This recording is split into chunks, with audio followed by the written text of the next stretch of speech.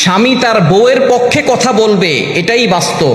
কেননা আপনার মায়ের পক্ষে আপনার বাবা কথা বলে, আপনার ভাবির পক্ষে আপনার ভাই কথা বলে, সুতরাং আপনার স্ত্রীর পক্ষে আপনি কথা বলবেন, এটাই হচ্ছে চিরন্তন সত্য। কেননা কোনো স্বামী যদি তার স্ত্রীর পাশে না দাঁড়ায়, তাহলে সেই স্ত্রীটা কার কাছে যাবে? এজন্য একটা মেয়ে যখন তার বাবার বাড়ি থেকে শ্বশুর বাড়ি আসে, তখন ওইখানে তার সবচেয়ে আপন হচ্ছে তার স্বামী।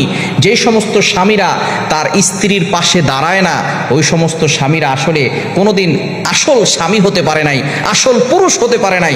এজন্য স্বামী হচ্ছে এমন যে তার স্ত্রীর পাশে দাঁড়াবে, স্ত্রীকে কখনো কারো কাছে ছোট হতে দিবে না, স্ত্রীকে সব সময় মানুষের কাছে বড় করে তুলে ধরবে।